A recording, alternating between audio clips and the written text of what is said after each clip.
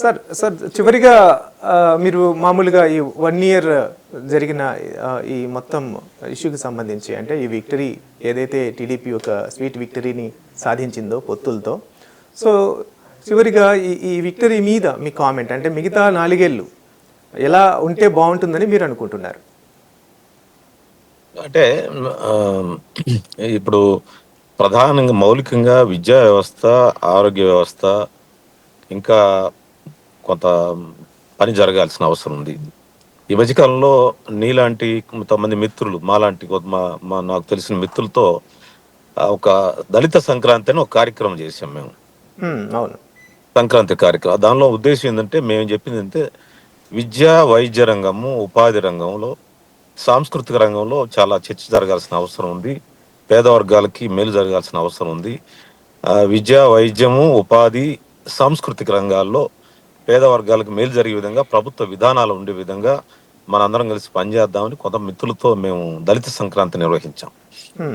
మేము ఇప్పుడు కూడా చెప్తా ఉన్నాను, నేను విద్యారంగంలో ఇంకా చాలా మౌలికమైన మార్పులు రావాలి. ప్రభుత్వ విద్యారంగం అంటే ప్రభుత్వ విద్యారంగం, ప్రైవేట్ విద్యారంగంలో ఏదో జరుగుతూ ఉంటాయి, వాళ్ళు తీసే ప్రభుత్వ విద్యారంగం మీద ఫోకస్ పెరగాలి. ఎందుకంటే దాంట్లో లోకేష్ గారు ఉన్నాడు. వేరే వాళ్ళు ఉంటే సరే ఏదో మనం అర్జీలు ఇస్తాం, వాళ్ళు చేతనే చేస్తలేదు. లోకేష్ గారే ఉన్నారు కాబట్టి విద్యారంగంలో మౌలికమైన మార్పులు జరగాలి. ఆ మార్పులు పేద ప్రజలకు అనుకూలంగా జరగాలి.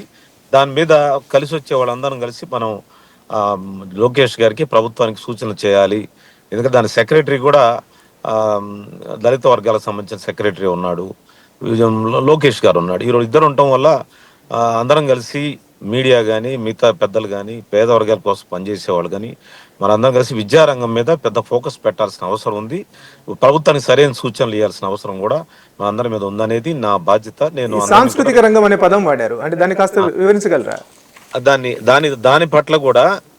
దాని పట్ల ఇంకా విస్తృతం చర్చ చేసి పేద ప్రజలకి ఉపయోగపడే విధంగా, ఇప్పుడు P4 అని ముఖ్యమంత్రి గారు అంటున్నాడు. సాంస్కృతిక రంగం అంటే ఇందాక లక్ష్మణ్ రావు గారు P4 వలన ఉపయోగం లేదంటే సార్ దాని మీద చర్చిద్దాం వేరే విధంగా. అయితే నా పాయింట్ ఏంటంటే ముఖ్యమంత్రి గారు ఏం చేయాలనుకుంటున్నాడు పేద ప్రజల యొక్క అభివృద్ధికి దాన్ని ఎలా వాడుకోవాలనుకుంటున్నాడు, దానిలో మన పాత్ర ఏంటి, అంటే మన పాత్ర అంటే పేద వర్గాల పాత్ర ఏంటి. అంటే మహానాడు కేంద్రంగా కూడా అన్నారు కదా వాళ్ళు, ప్రైవేట్ వ్యక్తులు కొంతమంది గెలుస్తారు, ప్రజలు భాగస్వామ్యం అవుతారు, ప్రభుత్వం కూడా భాగస్వామ్యం అవుతుంది, ముగ్గురు కలిసి ఏ ఏ ప్రాంతాలను అభివృద్ధి చేసుకుంటారు. అది నినాదంగా కాకుండా అది ఒక ఉపయోగపడే విధంగా ఎలా చేయాలి దానిలో సాంస్కృతిక రంగం ఏ విధమైన పాత్ర పోషించాలి అనే విషయాల పట్ల చర్చ జరగాలి. ప్రభుత్వాన్ని సరైన విధంగా పేద ప్రజల పట్ల పనిచేసే విధంగా అందరం కూడా సరైన సూచనలతో ముందుకెళ్తే బాగుంటుంది. ఒక 1 year ఆ కార్యక్రమం తీసుకుంటే బాగుంటుంది. ఎట్లాగో రాజకీయాలు 4 ఏళ్ల తర్వాత రాజకీయాలు వస్తాయి, ఎన్నికల రాజకీయాలు వస్తాయి, కానీ ఇప్పుడు ఆ పని చేయాలి. వైసీపీ పార్టీ ఆ పని చేయదు. వైసీపీ పార్టీ కేవలం వాళ్ళకున్నది ఏంటంటే నెక్స్ట్ ఎలక్షన్ ఎట్లా గెలవాలి, నెక్స్ట్ ఎలక్షన్ ఈ ప్రభుత్వాన్ని కూల్చి మళ్ళీ మేము పోలీసులను పెట్టి అందరిని అరెస్ట్ చేయించాలి అనే దృక్పథం, కక్ష సాధింపు ధోరణి ఉంటుంది. కానీ అతను అంటున్నాడు 7 సముద్రాల అవతలున్నా నేను పట్టుకొచ్చి గుడ్డలు ఇప్పుతాను అంటున్నాడు. అతను ఏంటంటే ఆ భాష నాకు అర్థం కాదు. రాజకీయాలు అది వాంఛనీయం, అది జగన్మోహన్ రెడ్డి వాడే భాష. ఇప్పుడు మాట్లాడే పోలీసు అధికారులకు చెప్తున్నాను, నేను రిటైర్డ్ అయిన 7 సముద్రాల అవతలు ఉన్నా నేను గుడ్డలు ఇప్పుతాను అంటున్నాడు. ఏందది నాకు అర్థం కాదు. అందువల్ల అలాంటి రాజకీయాలు వద్దు, మనకి ప్రజలకు ఉపయోగపడే విధంగా మనం పనిచేద్దాం అనేది నేను చాలా మంది మిత్రులతో మాట్లాడుతూ ఉన్నాను. జగన్మోహన్ రెడ్డి అనేవాడు రాజకీయాల్లో ఉండకూడదండి, ప్రతిపక్ష రాజకీయాల్లో కూడా ఉండకూడదు. కొత్త ప్రతిపక్షం రావాలి, కొత్త రాజకీయాలు రావాలి రాష్ట్రంలో, అది నా ఆకాంక్ష.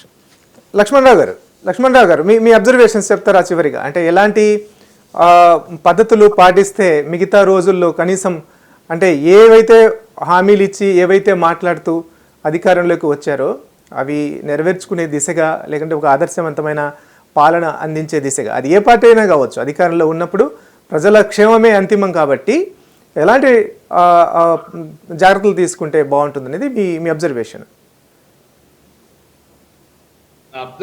ఏంటంటే ప్రజలు ఒక ఘన విజయాన్ని చేకూర్చారు. ఇంకా 4 ఏళ్ల కాలం ఉంది, ఎంతో కొంత చేయటానికి మీకు అవకాశం ఉంది.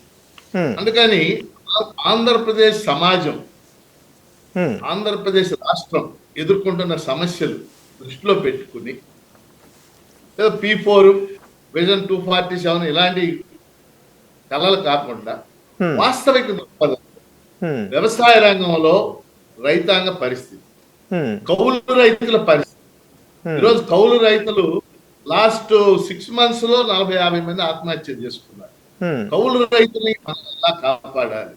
అలాగే ఇరిగేషన్ ప్రాజెక్ట్స్ పోలవరం భాగం, పోలవరం కాకుండా రాష్ట్రం ఈ వెలిగొండ లాంటి ప్రాజెక్టులు, ఉత్తరాంధ్ర సుజల స్రవంతి లాంటి 10 ప్రాజెక్టులు ఉన్నాయి. అవి పూర్తయితే లక్షలాది ఎకరాలకు నీళ్లు వస్తాయి. వాటి మీద ఏ మేరకు ఫోకస్ పెట్టాలి? అలాగే ఉద్యోగ అవకాశాలు, ఏదో మేము పెట్టుబడులు తెస్తాం, ఒప్పందాలు కుదిరిని, 10 లక్షల కోట్లు కుదిరిని, ఇవన్నీ కూడా అతిశయోక్తులు. అమరావతి కోసం అది వాస్తవ పరిస్థితి కాదు. వాస్తవ పరిస్థితి కాదు. గతంలో కూడా జరిగింది. 2014-19 మధ్య కూడా మీరు వినుంటారు, 10-12 లక్షల కోట్లు పెట్టుబడులు వస్తున్నాయి అని చెప్పారు. ఏది జరగదు. అలా కాకుండా ఈ రాష్ట్రంలో ఉన్న వాస్తవ పరిస్థితుల దృష్ట్యా 20 లక్షల ఉద్యోగాలు ఇస్తామని చెప్పారు ఈ 5 ఏళ్లలో. ఆ ఉద్యోగాలు నిజంగా ఇవ్వటానికి ఏం చేయాలనేది ఒక కార్యాచరణ ప్రణాళిక ప్రభుత్వం రూపొందించాల్సినటువంటి అవసరం ఉంది. వీటితో పాటు విద్య, ఆరోగ్యం, ఈరోజు హెల్త్ అనేది ఒక ముఖ్యమైన విషయంగా ముందుకు వచ్చింది. గతంలో 17 మెడికల్ కాలేజీలు పెట్టాలని నిర్ణయించింది. ఇప్పుడు ప్రభుత్వం చేసిన కొత్త నిర్ణయం ఏంటంటే ఈ 17 మెడికల్ కాలేజీల్లో 10 కాలేజీలని PPP మోడల్లోకి తీసుకురావాలి. PPP మోడల్ అంటే మీకు తెలుసు, ప్రైవేటీకరణ చేయటం. భూములు ప్రభుత్వాన్ని ఉంటే ఆ కాలేజీలు ఎవరో ప్రైవేట్ యజమానులు పెడతారు. అలా విద్యారంగానికి సంబంధించి కూడా ఒక సమగ్ర దృక్పథం. లోకేష్ గారు వాళ్ళ విద్యా మంత్రి, నేను శాసనమండలిలో కూడా మన సభ్యుడిగా ఉన్నప్పుడు మాట్లాడాను. విద్యారంగానికి సంబంధించి కూడా ఒక సమగ్రమైన దృక్పథంతో అందరితో ఆలోచించి కొన్ని ప్రభుత్వ విద్యారంగాన్ని పటిష్టం చేయడానికి కొన్ని చర్యలు చేపట్టాల్సినటువంటి అవసరం ఉంది. అది చేయాలంటే లోకేష్ గారు విద్యారంగానికి సమయాన్ని వెచ్చించాలి, కాలాన్ని వెచ్చించాలి.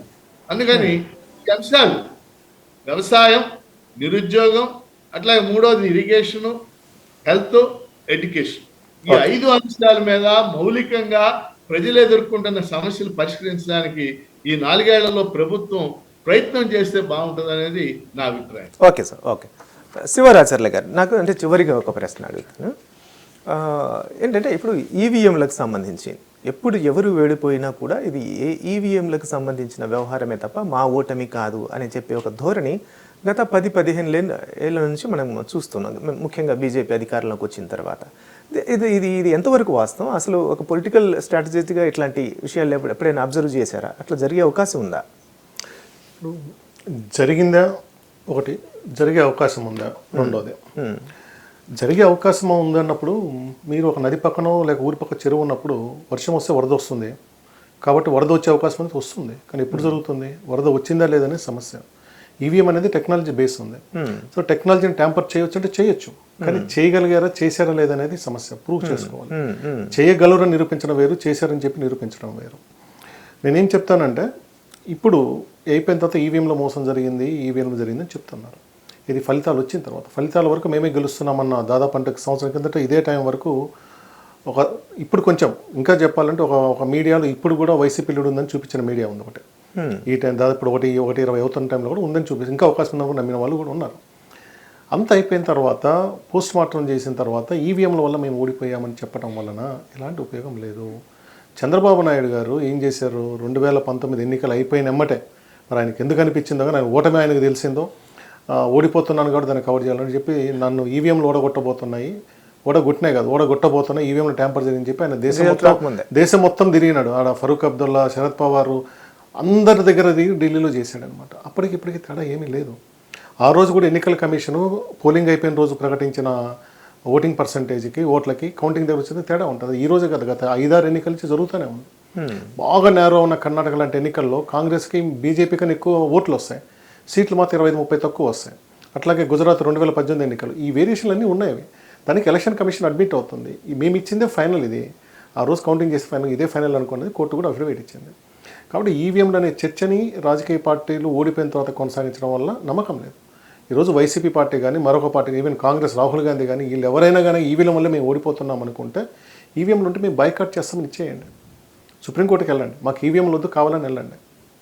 అది అసాధ్యమైన విషయం. మనము పురోగతి చెంది దశకు వచ్చాము. బూత్ క్యాప్చరింగ్లు, రిగ్గింగ్లు, పొగ బాంబులు ఎన్ని దాటుకొని వచ్చిన తర్వాత మళ్ళీ ఎన్నికపోవడం సాధ్యం కాదు. ఓడిపోయిన ప్రతి ఒక్కరు చేయడం వల్ల దానికి ఉపయోగం లేదు. లేదా మీరు నిజంగా నమ్ముతారా? అసలు వైసీపీ పార్టీ సుప్రీంకోర్టుకి వెళ్ళి నిలబడే క్యాండిడేట్లు కాదు, యాజ్ ఎ పార్టీ వెళ్ళి మాకు ఇది జరిగిందని చెప్పి ఫైట్ చేస్తుంటే, లేక మొత్తం 175 నియోజకవర్గం చేస్తుంటే ఇంకో రకంగా ఉండేది. అది జరగల. ఆరోపణలు జరిగినాయి కానీ ఒక బాలినేని శ్రీనివాసరెడ్డి పెట్టాడు, ఆయన అడిగింది ఒకటి జరిగింది ఒకటి అని చెప్పేది, చివరికి ఆయన కూడా పార్టీ మారాడు. ఇప్పుడు ఆయన కోర్టు మీద సబ్మిట్ చేస్తాడు అనమాట, నేను విత్డ్రా చేసుకునేది సబ్మిట్ చేస్తాడు. ఎందుకు ఇప్పుడు జనసేన అంటే కూటమి ప్రభుత్వంలో ఉన్నాడు కాబట్టి. ఆరోపణ వేరు, దాని మీద ఫైట్ న్యాయపరమైన ఫైట్ చేసి తెగేంతవరకు చేయాలి, చేసినట్లు కనిపించడం కాదు, తెంచేంతవరకు చేయాలి.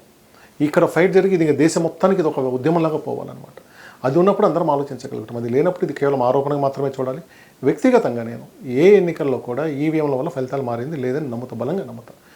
మొన్న ఎన్నికలు అంతమందే కాదు, 2014 నుంచి బీజేపీ మీద వచ్చిన ఆరోపణలతో సహా మొదటిసారి 2017 ఉత్తరప్రదేశ్ ఎన్నికల్లో వచ్చింది. అన్ని ఎగ్జిట్ పోల్స్ పోటీ ఉంటుంది, స్లైట్ ఉన్న దగ్గర ఒకేసారి 321 సీట్లు గెలిచింది. 424 కానీ 300 గెలిచింది. అప్పుడు వచ్చినప్పుడు కూడా అది అసాధ్యమైన అంశము, అది సాధ్యం కాదు.